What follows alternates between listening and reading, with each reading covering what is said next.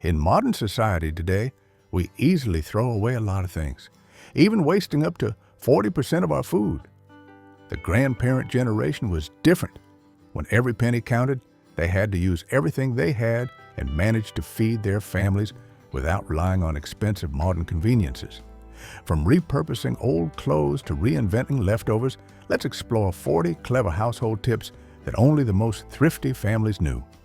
And they truly worked wonders. Using vinegar as a cleaner. White vinegar has been a familiar helper in every family kitchen for a long time. When money was tight, they couldn't spend cash on a bunch of different cleaning products.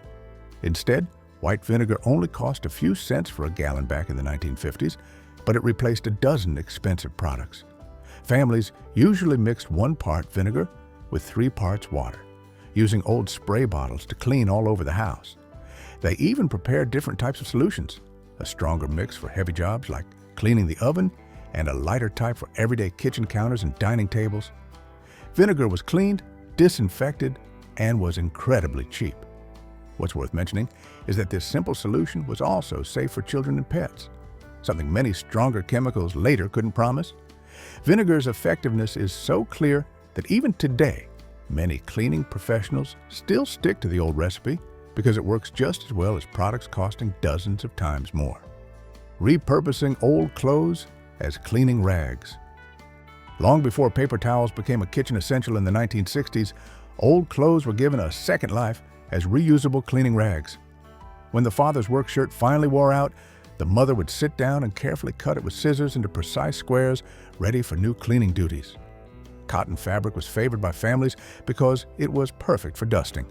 Flannel was valued for polishing precious silverware, and terry cloth was the excellent choice for scrubbing tough, stubborn messes. To make sure the rags were the best quality, people needed to cut off the seams and elastic, then cut the fabric into even squares. This practice not only helped keep fabric out of the landfill, but also significantly cut down on the cost of disposable cleaning supplies. This trick saved the average family about $50 per year in 1955, which is equal to about $500 today. Using salt to keep food fresh. Nowadays, we just need a refrigerator to feel secure about food preservation. But it was different back then. When there were no fridges or freezers, our grandparents had to figure out how to keep meat, fish, and vegetables from spoiling. And salt was the simplest yet most effective weapon they had. Meat would be carefully packed in salt boxes, vegetables fermented in salty brine. Fish was also salted for storage. Families would watch prices, buy pork shoulders when the cost dropped, then cover them with a thick layer of salt and hang them up to turn them into ham. Salt works by drawing moisture out of the food, creating a dry environment where bacteria cannot live. Salt preservation not only extended the life of food for months, but also created deep, rich flavors. Salt-cured country ham is considered to have a depth of flavor that no fresh ham can match. A single 50-pound bag of salt, costing about $1 in 1950, could preserve hundreds of pounds of food, saving families a lot of money. Making soup with potato peels. Potato peel soup used to be a staple meal for poor families across America, lasting throughout the Great Depression until the 1960s. Nobody thought potato peels were edible. However, it was a crucial survival tip. Save potato peels and vegetable scraps to cook into a soup that was both hearty and nutritious. Families carefully saved potato peels from meals throughout the week, washing them thoroughly, and then they boiled the potato peels along with onion ends, carrot tops, and any other vegetable scraps they had. By adding a ham bone or smoked fat, this simple broth was transformed into a hearty soup that could feed a family of 6. This was a way of survival cooking that showed absolute respect for food. The interesting thing is that today's nutritional science has proven what those old families instinctively understood. Potato peels are actually richer in fiber, vitamins, and minerals than the inside part. Making vinegar from fruit scraps. Fruit scraps like apple peels and cores weren't allowed in the trash. They were the start of homemade vinegar. Our biggest mistake today is throwing away fruit scraps right after eating the flesh. Instead, thrifty people made vinegar at home for free by using apple peels, apple cores, or any leftover fruit scraps. To do this, people collected the fruit scraps and put them into a clean, large glass jar, poured in water, and added 1 tablespoon of sugar for every cup of water to feed the natural fermentation process. After tying cheesecloth securely over the mouth of the jar, they left it in a warm, dark place, stirring daily for the first week. After about 2 weeks, they strained out the solids and continued letting it ferment for another 3 to 4 weeks until the vinegar had a strong sour smell. This homemade vinegar could be used for many purposes: cleaning, pickling, or even in sauces, helping reduce food waste and making use of free ingredients. Growing garlic from leftover sprouted cloves. A single sprouted garlic clove is capable of growing into a completely new bulb of garlic, a little miracle in the kitchen. Many people have the habit of throwing away garlic cloves that have started to sprout because they think they are no longer fresh or usable. However, the saving secret is to rebirth the sprouted clove into a new supply of garlic and green shoots without needing to buy expensive seeds at all. To do this, just separate the clove, plant it with the pointy end up, about 2 inches deep in well-draining soil. Garlic loves full sunlight and thrives best during the cooler months. This simple gardening method not only helps the family avoid buying seeds, but is also a great way to prevent food waste. Making homemade shampoo and soap. Before the beauty industry strongly boomed in the 1960s, many families made their own hygiene products from the most basic ingredients. A common modern mistake is buying commercial products that often contain lots of harsh detergents and unnecessary chemicals. Instead, thrifty families utilized extra fat and kitchen ingredients to make soap and shampoo themselves for just a few cents. Making soap was a big annual event where saved fat, bacon grease, beef sweet, was mixed with lye made from wood ashes and water. Making shampoo was simpler. They might use a recipe mixing 1 egg yolk with lemon juice and olive oil, or use baking soda mixed with water, followed by an apple cider vinegar rinse for shine. These homemade products only cost a few cents compared to store-bought versions. A commercial bar of soap cost 10 cents in 1950, but a family could make 20 homemade bars for the same price. More importantly, they were often gentler on the skin and hair than commercial products full of harsh detergents. Making bone broth from chicken feet or necks. Chicken feet and necks, parts often overlooked, are abundant sources of collagen and minerals, making them perfect for bone broth. Many modern people tend to throw away chicken feet or necks after preparing the other meat parts, or they buy expensive canned broth. Poor people knew how to simmer these cheap parts into a nutritious and gelatin-rich broth. To make the broth, they washed the feet and necks clean, blanched them for a few minutes to remove impurities. Then they simmered them in a large pot with aromatic vegetables like onions, carrots, garlic, bay leaves, and water. The important thing was adding a little apple cider vinegar to help draw precious nutrients from the bones. The pot of broth was simmered gently over low heat for about 12 to 24 hours. The resulting broth was very rich in gelatin, much cheaper and more nutritious than store-bought canned broth. This practice helps reduce waste and makes thorough use of poultry parts you would usually throw away. Reversing shirt collars. When the edges of a shirt collar start to fray, it's a sign of wear and tear, but it doesn't mean you have to throw the shirt away. Our mistake is tossing or setting aside shirts just because the collar is frayed, even though the rest of the shirt is still fine. The clothes-saving secret is to reverse the collar using the unworn underside as the new outer surface to extend the shirt's life. People carefully remove the stitching along the collar band using a seam ripper. Then they flipped the collar out, turning the inside surface into the outside surface, and reattached it using a simple backstitch or a sewing machine. This classic mending trick breathed new life into shirts and sweatshirts, especially work clothes, helping save money on replacements and giving the garments a much longer lifespan. Turning broken umbrellas into tarp patches. The waterproof umbrella fabric from a broken umbrella isn't trash. It's a valuable material that can be reused instead of thrown away. The mistake is throwing away a broken umbrella and having to buy new, expensive waterproofing material or new tarps to patch other items. Thrifty people utilize the durable, waterproof nylon or polyester umbrella fabric to patch tarps, raincoats, backpacks, or outdoor cushions. To do this, they remove the fabric from the umbrella ribs and cut it into squares or strips. Then, they use fabric glue or waterproof tape to attach the patches or sewed them with weather-resistant thread. This trick helps save money on replacing tarps and reduces waste by reusing waterproof material already available at home. Do you remember any tips your family used to repair items that seemed ready for the trash? Please share your story in the comments below. Making homemade deodorizer from citrus. Before spray air fresheners conquered American homes, families created natural alternatives that smelled much nicer. The modern mistake is buying expensive artificial commercial room sprays, which could cost 49 cents in 1960. The secret is using citrus peels left over from eaten fruit to create natural aromas, completely free of charge. Orange and lemon peels would be simmered on the stove with cinnamon sticks and cloves, filling the house with a welcoming scent. Dry peels were placed in closets and drawers to keep clothes fresh and deter moths. This method provided natural fragrance year-round for free, avoiding unpleasant artificial scents. The oils in citrus peels could also be used as an excellent furniture polish. Using vinegar to soften clothes. Vinegar served as a fabric softener for decades, even before commercial fabric softener was invented in the 1960s. Our mistake is buying expensive commercial fabric softener, which cost $1.50 for about 20 washes. Instead, the secret is using vinegar to soften clothes, remove soap residue, and static electricity for just a few cents.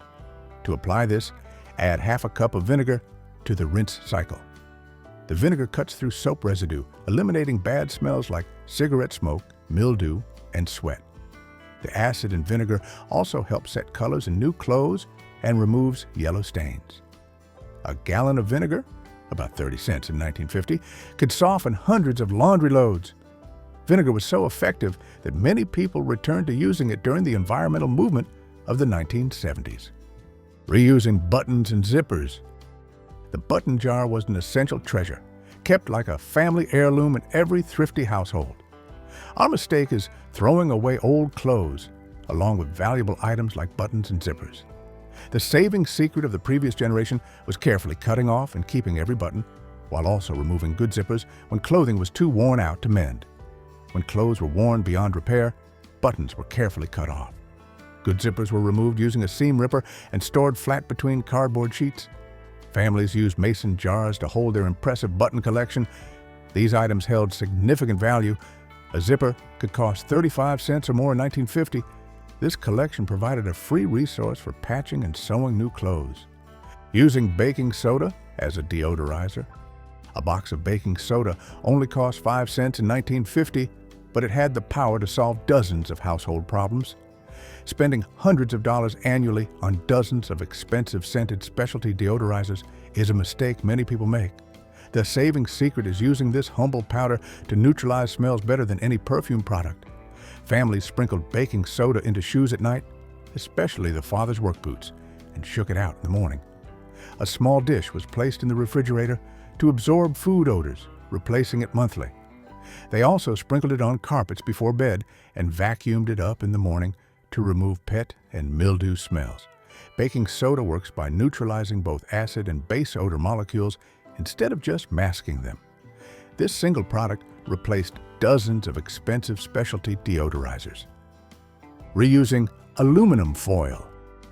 Aluminum foil was treated like silver, an extremely precious material in families where every penny mattered. Many people tend to use foil once and then throw it away, even though the cost of foil was quite high, equivalent to nearly $4 today for a roll in 1960. The thrifty secret was carefully cleaning, flattening, and reusing the foil multiple times. After use, families carefully smoothed out the used foil sheet, washed it gently with soap and water, and hung it up to dry. The best pieces were saved for meals with guests.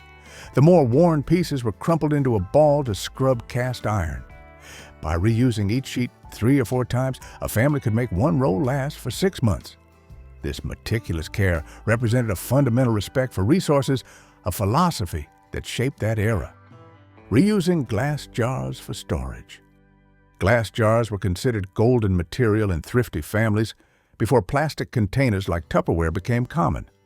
The mistake is throwing away glass jars after the contents are finished or spending money to buy expensive commercial food containers. The saving secret is washing and keeping every glass jar, pickle, jelly, mayonnaise, to store food and odds and ends. The larger jars were used in the kitchen for flour, sugar, rice, and beans, helping keep them fresh and insect-free. Mason jars weren't just for canning. They became drinking glasses, flower vases, and lunchboxes. They were free, lasted forever unless broken, and didn't hold smells or stains like plastic. These jars were the primary food storage solution of that era. If you're feeling nostalgic about these tips, please hit like and subscribe to the channel to continue the journey exploring the precious memories of the previous generation with us. Making homemade candles. Every piece of candle wax was saved. Nothing was allowed to go to waste in thrifty families. The mistake is throwing away almost burnt-down candle ends and having to buy expensive commercial candles. The secret is accumulating old candle wax to melt down and make new candles, providing free backup light. The accumulated wax was melted on the stove in a double boiler. Families made wicks from cotton string, which was braided and dipped in salt water to help them burn evenly. Molds could be made from milk cartons or tin cans. In the 1950s, homemade candles were essential backup lights because electricity was still expensive and unstable in many places. Homemade candles burned just as well as store-bought ones, but cost only 1/10 the price. Reusing toothbrushes for scrubbing. A toothbrush retiring from its dental duty marked the beginning of its most useful life. A common mistake is throwing away a toothbrush right when it's no longer effective for oral hygiene. The secret is reusing old toothbrushes to scrub small, tight places that other tools can't reach. These small brushes got into sink drain grooves, sliding window tracks, and jewelry crevices. Old brushes were designated for different tasks. Recently retired ones cleaned shoes, and more worn ones scrubbed tile grout or typewriter keys. At a price of 25 cents each in 1950, a toothbrush was an investment that provided benefits for years after its initial purpose. They replaced the need to buy expensive specialized brushes later on. Making soup stock from leftovers. The stock pot was considered the heart of a thrifty kitchen, always simmering gently on the back burner. The mistake is throwing away bones, vegetable scraps, or buying less nutritious bouillon cubes. The secret is gathering every bone, carrot top, celery leaf, and onion skin and simmering them into a rich, nutritious stock. Every bone piece from Sunday roast and vegetable scrap went into the pot and was simmered down. The stock was strained weekly, used to make soups, gravies, or cook rice, beans.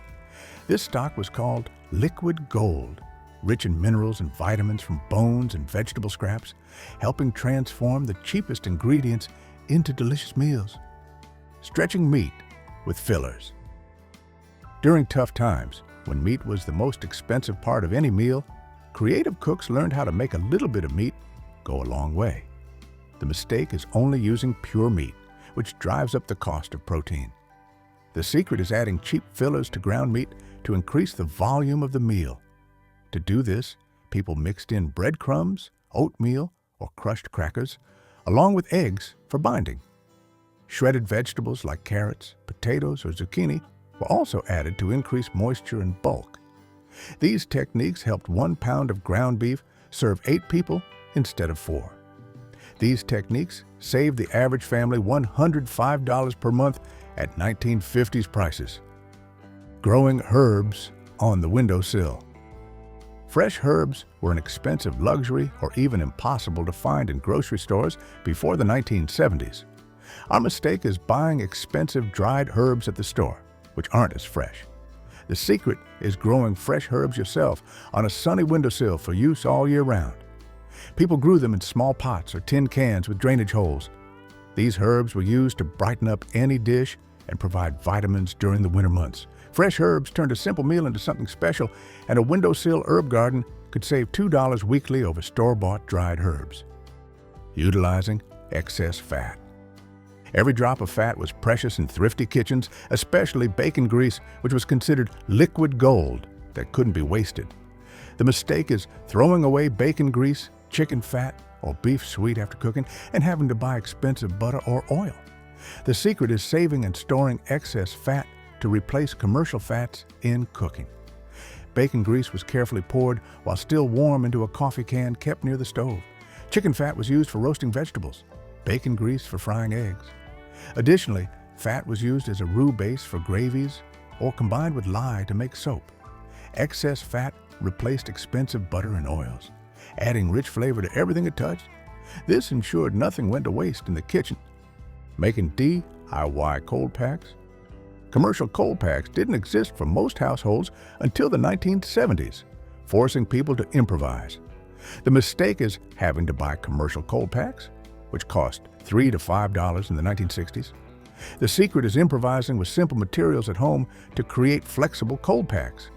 The simplest method is wetting a sponge and freezing it in a plastic bag. Or mix 1 part rubbing alcohol with 3 parts water in a sturdy bag. This mixture stays slushy when frozen, perfect for sprains. Homemade versions cost only a few cents, can be refrozen indefinitely, and work better than commercial versions because the size and flexibility can be customized. Turning old curtains into new clothes. Fabric was a very expensive and valuable material in the past, so old curtains got a new life as clothing. The mistake is throwing away old curtains or buying new clothes when the cost of fabric was high. The secret is utilizing worn curtains, often made of high-quality fabric, to sew into new clothes. Mothers carefully took down the curtains, washed the fabric, and used newspaper patterns or traced existing clothing. Kitchen curtains might become a daughter's summer dress. This saved a huge amount of money. For example, a child's dress made from old curtains cost nothing but time compared to spending $3 to $4 on materials in 1950. Reusing tea bags. A single tea bag once served multiple cups in families on a tight budget. It was a basic money-saving trick. The modern generation's mistake is only using a tea bag once and throwing it away. The secret is reusing tea bags multiple times for brewing tea or utilizing them for other household purposes outside of the teapot. After the first steep, tea bags were carefully placed on a dish to dry. Used bags also helped soothe tired eyes, reduce puffiness, clean leather shoes, deodorize hands, and fertilize houseplants. By reusing each bag 4 to 5 times, 1 box of tea could last months instead of weeks, saving a few dollars annually when every penny counted. Repairing leaky roofs with tar. Professional roof repairs were beyond the budget of most poor families in the 1950s. The mistake is ignoring roof leaks, leading to damaged belongings, or having to spend $300 to $500 on a professional roofer at that time. The secret was the father becoming an amateur roofer himself, using buckets of tar to patch the leaks. To do this, people cleaned the leaky area, applied tar liberally, and sometimes added pieces of cloth or metal for reinforcement. A 5-gallon bucket of tar cost about $2 in 1950. These DIY repairs saved families hundreds of dollars and kept them dry. Utilizing leftover coffee grounds. Used coffee grounds had too much value to be thrown away wastefully. The mistake is discarding coffee grounds, even though they are excellent, pure organic matter. The secret is utilizing coffee grounds for gardening, cleaning, and deodorizing. Nitrogen-rich coffee grounds make excellent fertilizer for acid-loving plants like tomatoes and roses. Mixed with soap, they become an abrasive hand cleaner, removing grease. Placed in the refrigerator, they absorb odors better than baking soda. Utilizing coffee grounds multiple times extended the investment. 1 pound of coffee cost 75 cents in 1950. Making homemade draft stoppers. Winter heating bills pushed families to find creative solutions to retain heat because heating fuel was very expensive. The mistake is letting cold air sneak into the house through door and window gaps, increasing heating bills using expensive oil or coal. The secret is using homemade draft stoppers placed under doors for insulation, reducing heat loss. Old socks or tights were stuffed with sand, rice, or sawdust and placed to block under doors. The materials often cost nothing. These simple devices could reduce heating bills by 10 to 15%, saving $5 to $10 monthly in the 1950s. Mending small holes in clothes. The darning egg and needle were essential tools because clothes were expensive and expected to last a long time. The mistake is throwing away clothes as soon as small holes or worn spots appear. even though the rest is still good. The secret is taking the time to mend small holes, reinforcing elbows and knees before they become big problems. Mothers spent evenings repeatedly darning socks. This skill was taught to daughters as essential knowledge. This wasn't seen as poverty, but as responsibility. Keeping them mended for one more year meant real savings, as a new pair of work pants cost the equivalent of a day's wages for many workers in 1950. If these memories of thrift remind you of loved ones, share right below. Who taught you the biggest saving lesson? Using leftover oatmeal to make meat patties. Never throw away that bowl of cold oatmeal left over after breakfast. The mistake is throwing away excess oatmeal or using expensive breadcrumbs as a meat filler. The saving secret is turning leftover cooked oatmeal into a meat filler to stretch the meal.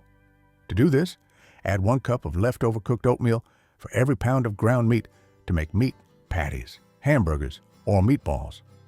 The condition is that the oatmeal must be cooked and cooled to avoid a sticky texture.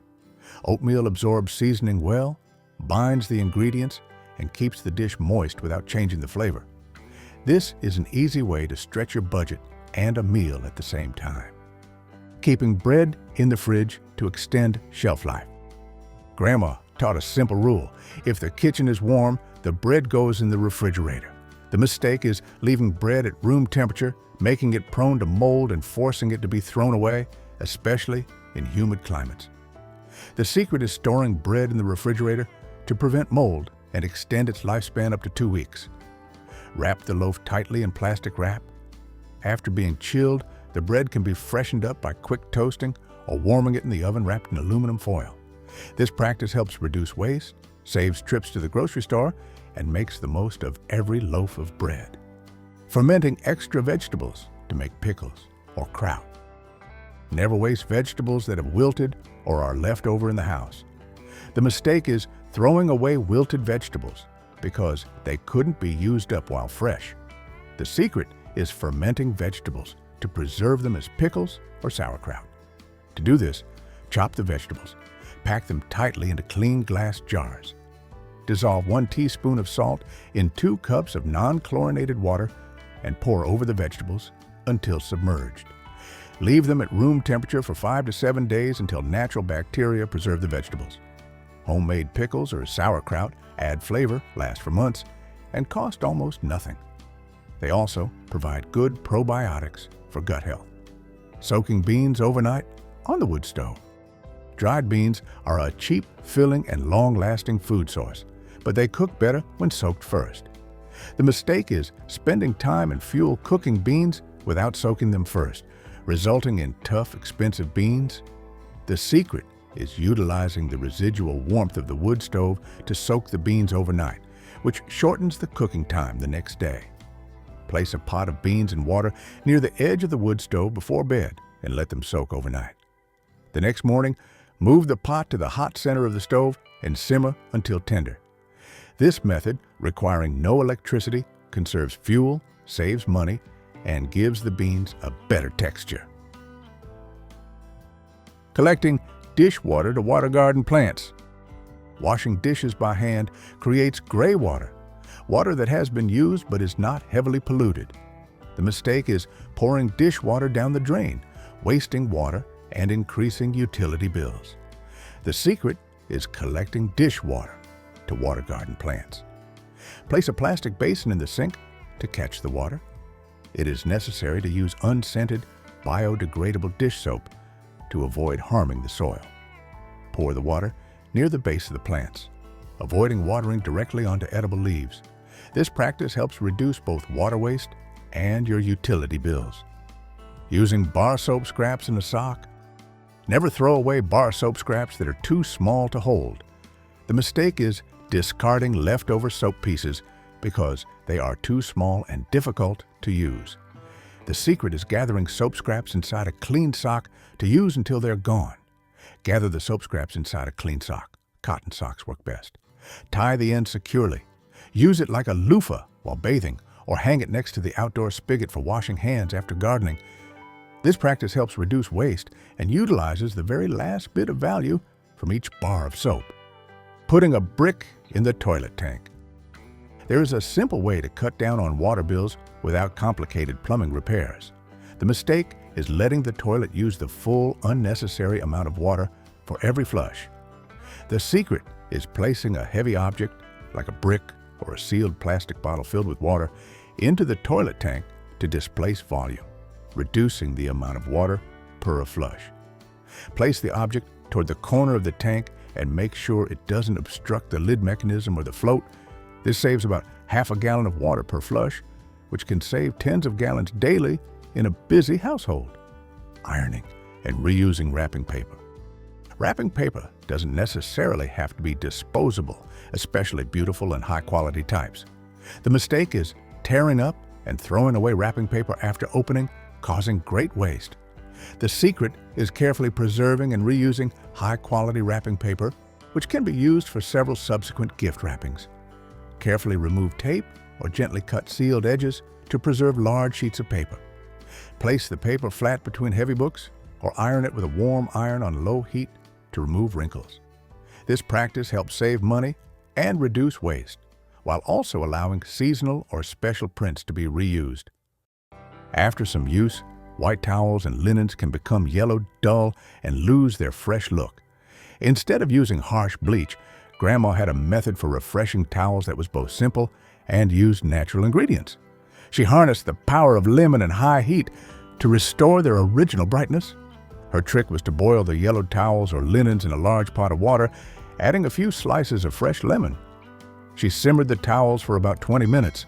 For heavily stained fabrics, she might simmer them longer, up to an hour.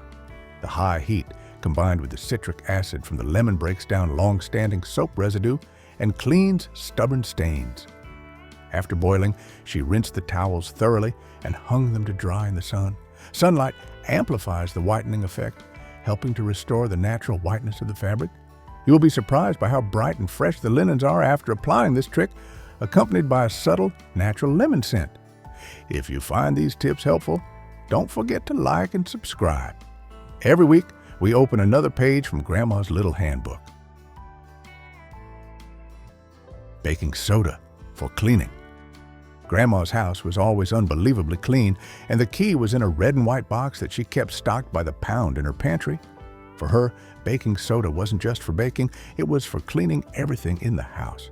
While we today spend $5 to $6 on fancy, heavily advertised cleaners, Grandma only needed this magic powder, which cost about 50 cents a box. Baking soda is the Swiss Army knife of cleaning. She often used it as an all-purpose cleaner by sprinkling the powder onto a surface and adding a little water to make a paste. She used this paste to scrub the sink, the stovetop, or even crusty ovens. The secret is that sodium bicarbonate is a natural abrasive. It's gentle enough not to scratch most surfaces in the house, but strong enough to get rid of stubborn stains. Not only that, but it also neutralizes odors. This trick represents real clean without having to use toxic chemicals or breathe in harmful fumes. It is the most economical and safest solution for all basic cleaning needs. Wash pillows with tennis balls. Keeping those feather or synthetic fiber pillows soft and fluffy after washing might seem like an impossible task, but Grandma had a clever and simple laundry trick. She never bought expensive pillows or worried about them clumping up. She just repurposed cleaned old tennis balls to keep the pillows lasting longer.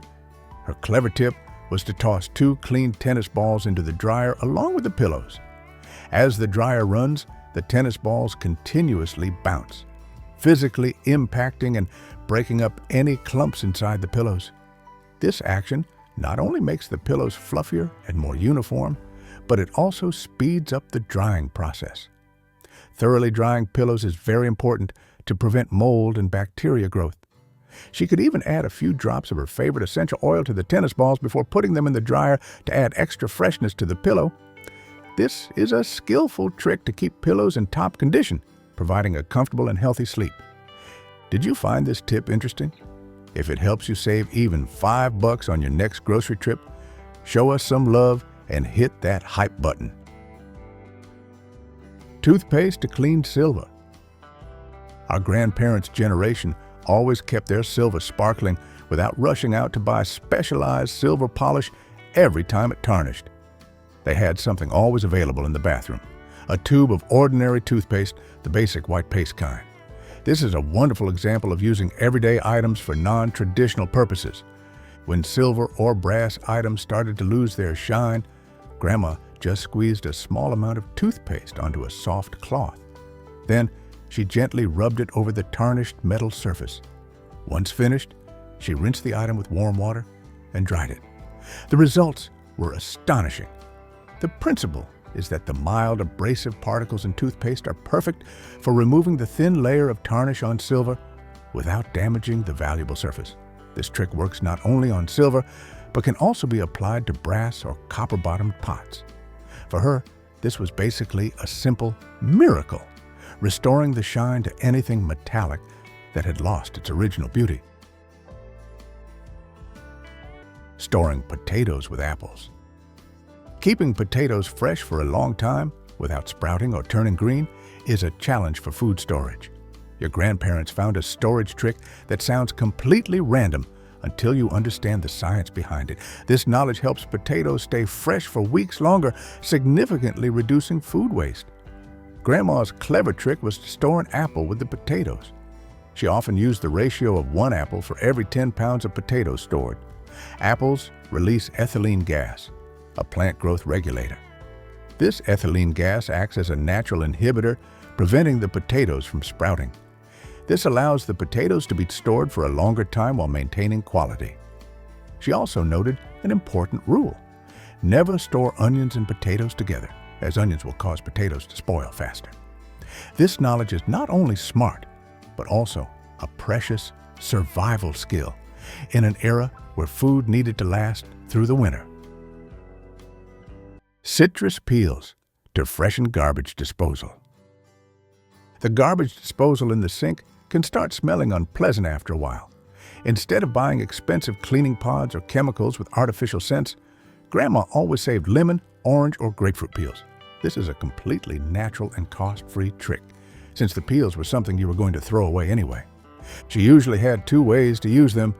The simplest was to toss the citrus peels directly into the garbage disposal and turn it on. The second way was to freeze the peels in an ice tray with water and then drop a few cubes down the disposal each week. When the hard ice cubes are ground, they help sharpen the disposal blades. The natural essential oils in the citrus peels are an incredibly powerful deodorizer. At the same time, the citric acid in them cuts through built-up grease, cleaning and deodorizing effectively. Grandma said this trick was like sending the garbage disposal to a spa. It works better than most commercial products and doesn't introduce harmful toxins into the family's water system. Cornstarch for carpet cleaning. Carpet stains, especially nasty grease spots, were no match for Grandma's cleaning arsenal. Cornstarch, the simple cooking powder, was her silent cleaning hero. She never had to buy expensive chemical carpet cleaners that could harm pets and small children. A box of cornstarch only cost about $2 and could be used safely to clean carpets many times. When a fresh grease spill occurred on the carpet, she would quickly sprinkle a generous amount of cornstarch directly onto the stain. She left the cornstarch on the carpet for at least 15 minutes, sometimes longer if the stain was large. The cornstarch works like a sponge, absorbing the grease out of the carpet fibers. Afterward, she just used the vacuum cleaner to suction up the cornstarch. Additionally, she used cornstarch to deodorize carpets. She mixed cornstarch with a bit of essential oil, sprinkled it on the rug, and let it sit for a few hours before vacuuming. This is a real game changer, especially if you have pets, because it neutralizes odors much better than many commercial products and is completely safe. Repurpose old t-shirts for cleaning rags. Your grandparents had an unshakable philosophy: never buy cleaning rags. Every worn-out old t-shirt or even an outdated flannel shirt was viewed by Grandma as a cleaning rag of the future. This is how they saved money and maximized the product life cycle, turning old items into cleaning rags that were far better than store-bought ones. She sorted the old shirts and cut them into suitable-sized squares. White cotton t-shirts were often used for kitchen tasks where high absorbency was needed. Softer flannel shirts were usually reserved for polishing glass or wooden furniture. The important thing is that old cotton fabric, having been washed many times, becomes extremely absorbent and durable, perfect for tough cleaning jobs. She believed that these homemade rags actually worked better than the store-bought ones because they were softer and didn't leave lint. This is not just about saving money, but also about respecting resources. If you find any trick on this list that helps you save even $5 on your next shopping trip, please show your support by hitting the like and subscribe buttons so we can preserve more of these wonderful secrets. Save leftover bread for crumbs. In your grandparents' philosophy of household management, throwing away stale bread was basically a sin. That slightly hard loaf of bread wasn't trash. It was a valuable ingredient for next week's meal. She never bought hard, packaged breadcrumbs at the store. She turned things that seemed like waste into breadcrumbs that were 10 times fresher. She saved stale bread to make many things. The most common use was making breadcrumbs. She tore up the stale bread, crumbled it, lightly toasted it if needed, and stored it in the freezer for later use in fried or baked dishes. Furthermore, stale bread is the perfect ingredient for making French toast or pudding. Stale bread is actually more useful than fresh bread. When making French toast, stale bread soaks up the egg and milk mixture better without falling apart, giving the dish a perfect texture. Your grandparents' philosophy of nothing is wasted is a precious life lesson. If you remember any dish made from ingredients that seem destined for the trash by your grandma or mother, please share that warm story in the comments. Lemon juice for stain removal.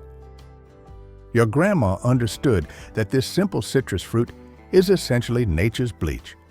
Lemon is an indispensable cleaning ingredient, helping her stay away from harsh, expensive chemical stain removers.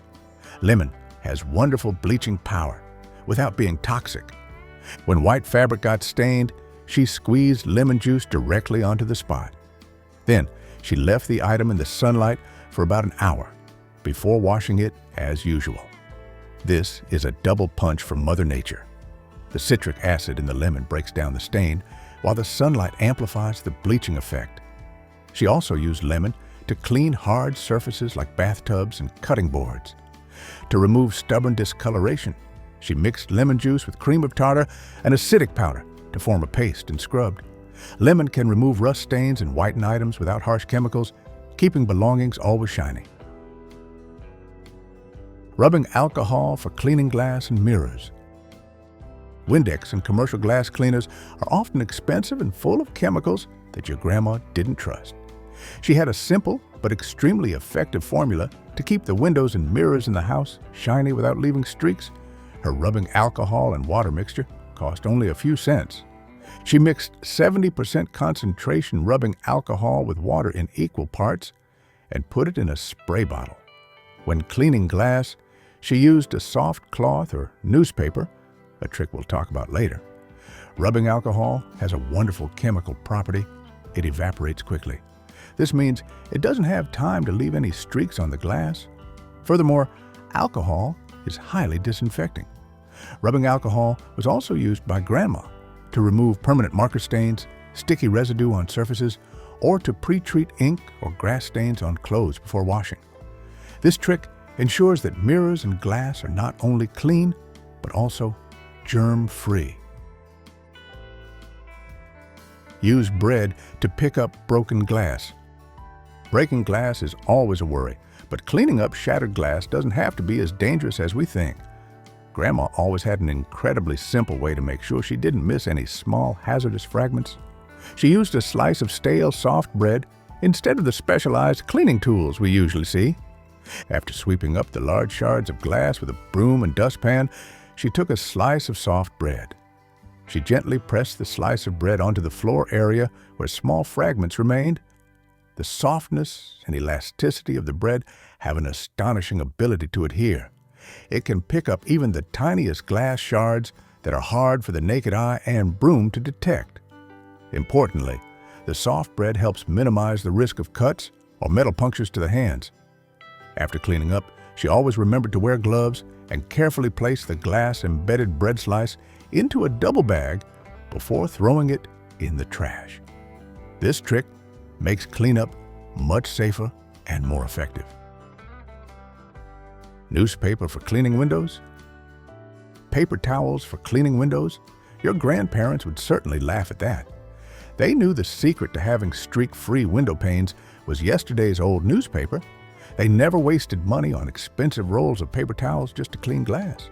Instead, one Sunday newspaper could clean every window in the house. Your grandparents called this smart spending. She often used crumpled newspaper combined with a homemade glass cleaning solution made from water and vinegar. She crumpled a sheet of newspaper into a ball and wiped the glass in circular motions.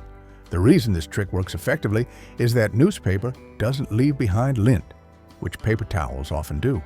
Furthermore, the ink in the newspaper acts as a gentle abrasive, helping to clean stubborn stains. Something else few people know is that the newsprint also leaves an invisible film on the glass surface. This film helps resist dirt, so her family's windows stayed clean for much longer. Rub mayonnaise on water rings? Those hazy white water rings on wooden tables are a common nuisance, especially on old furniture. Instead of rushing out to buy expensive specialized wood restoration products, Grandma only needed something readily available in the fridge: regular mayonnaise. This trick might sound unbelievable, but it is an age-old and effective wood restoration method. She dabbed a small amount of mayonnaise onto the water ring. To boost the effectiveness, sometimes she mixed a little salt into the mayo.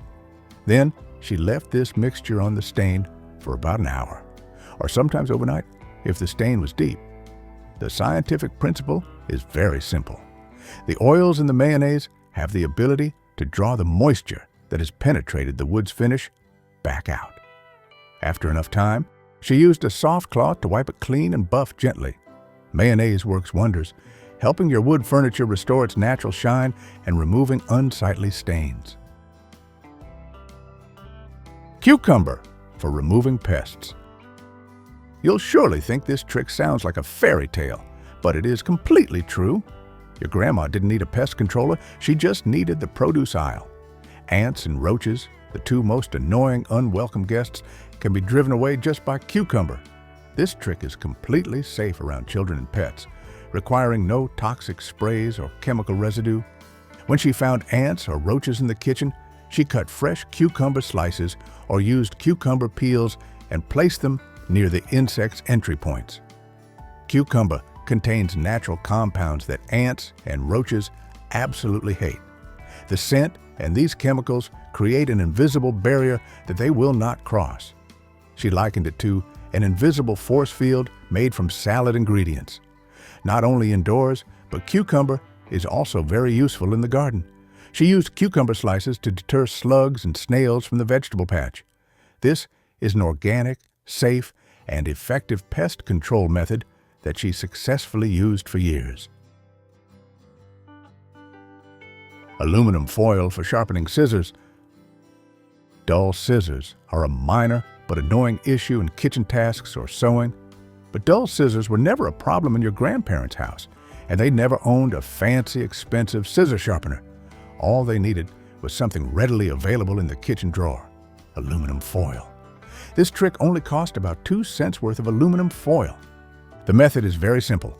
She folded the aluminum foil into multiple layers, usually 6 to 8 layers thick.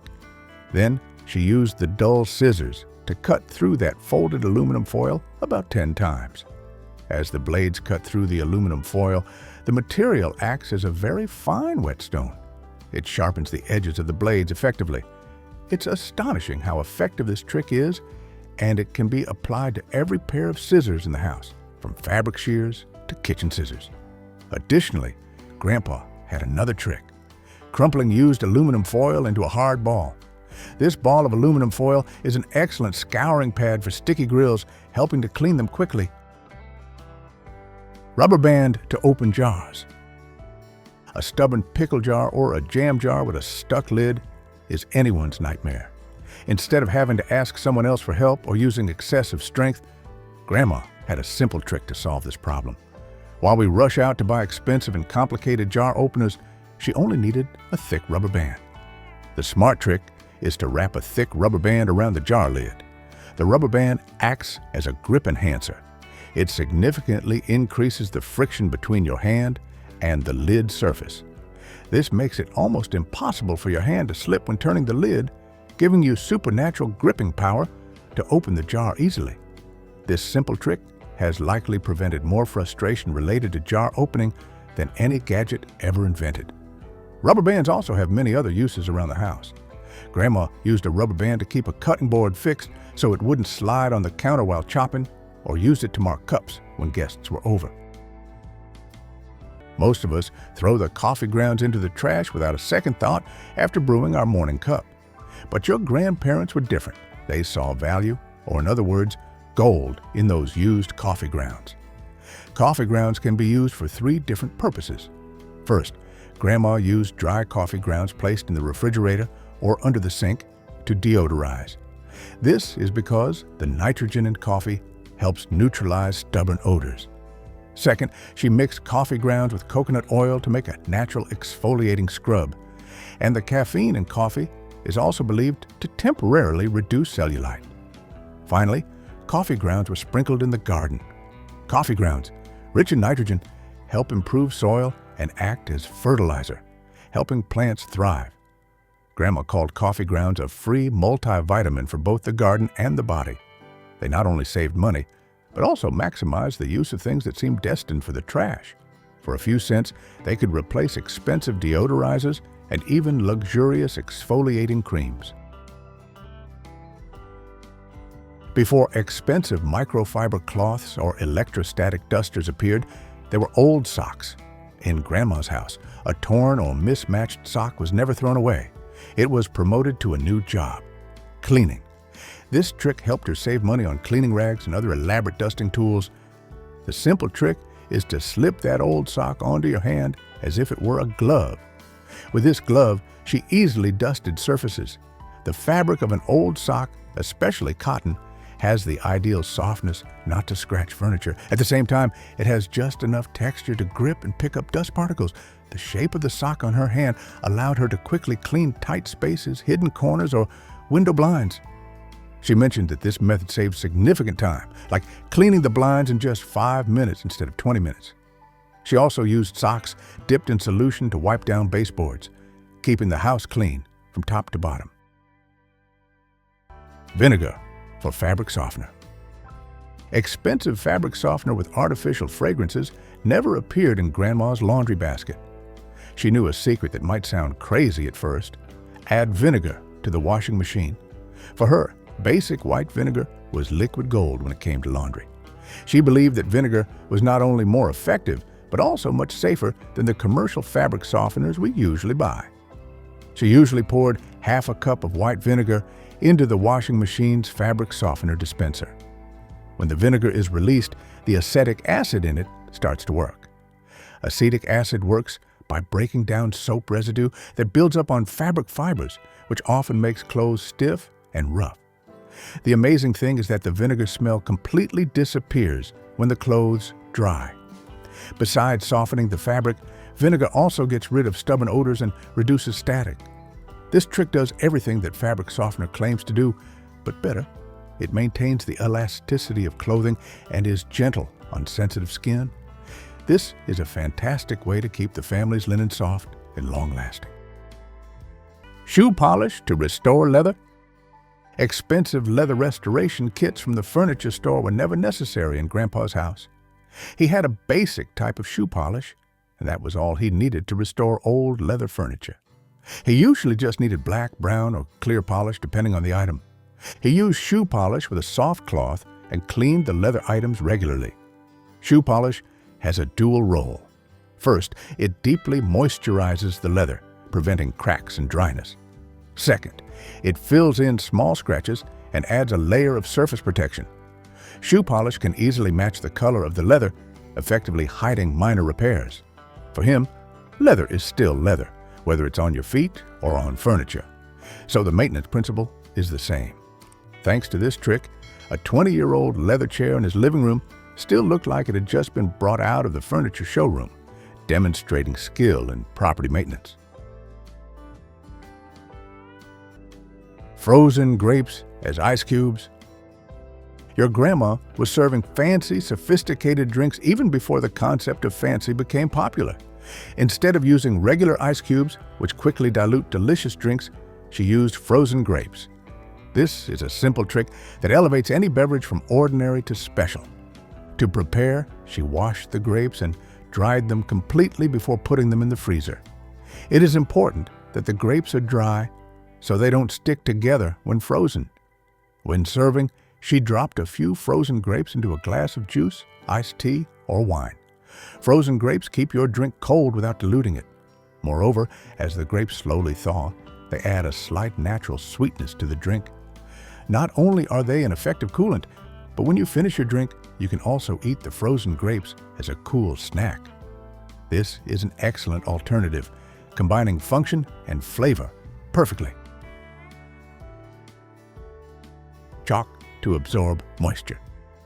Your grandpa always kept his toolbox in the garage and his silverware drawer rust-free. And the secret wasn't in any expensive desiccant packets. In that toolbox, you could find a few simple sticks of chalk. A cheap box of chalk could last for years, protecting thousands of dollars worth of tools and belongings. He often placed a few sticks of white chalk in his toolbox, silverware drawer, or even a used gym bag.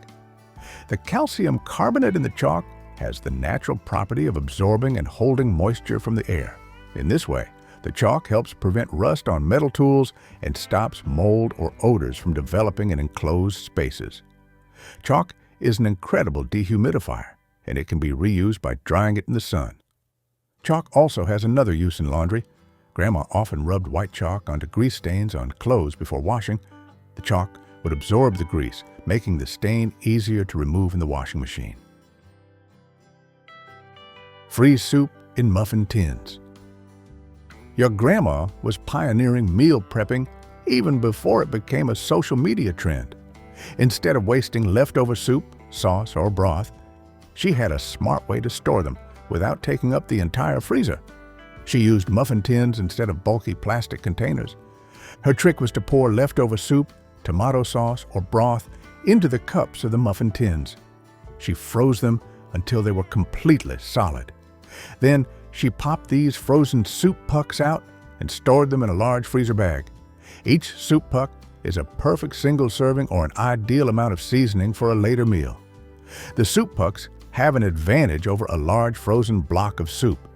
They thaw much faster. At the same time, they can be stacked efficiently in the freezer, taking up much less space than storing them in containers.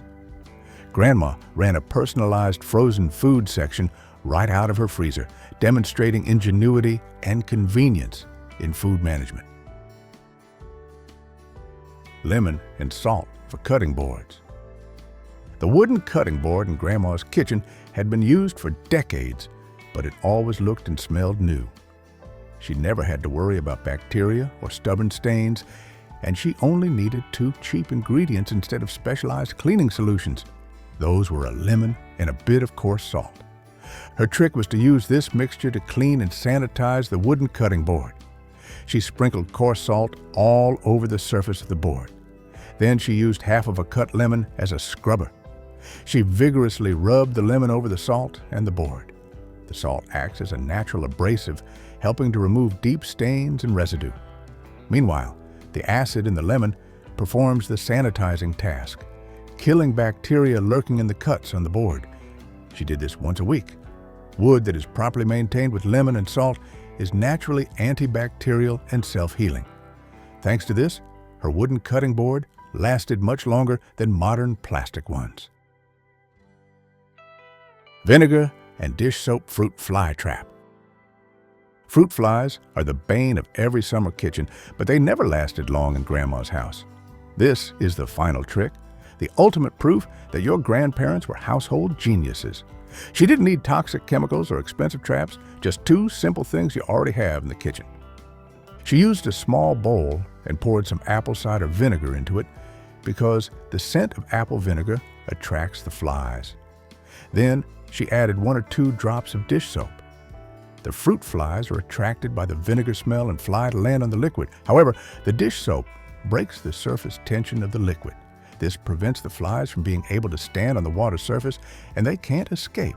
They sink immediately. This trick effectively eliminates flies and represents everything about your grandparents' approach. They observed, experimented, and found solutions using what they had. From darning small holes in socks to turning potato peels into soup, these tips weren't just about saving money, they were a philosophy of life. As our modern society increasingly relies on convenience and single-use consumption, these lessons become more precious than ever. If this video brings back any warm memories for you, please share it with your family. Don't forget to like, subscribe, and turn on the notification bell so you don't miss out on more exciting content coming soon. Thank you for joining us on this nostalgic trip.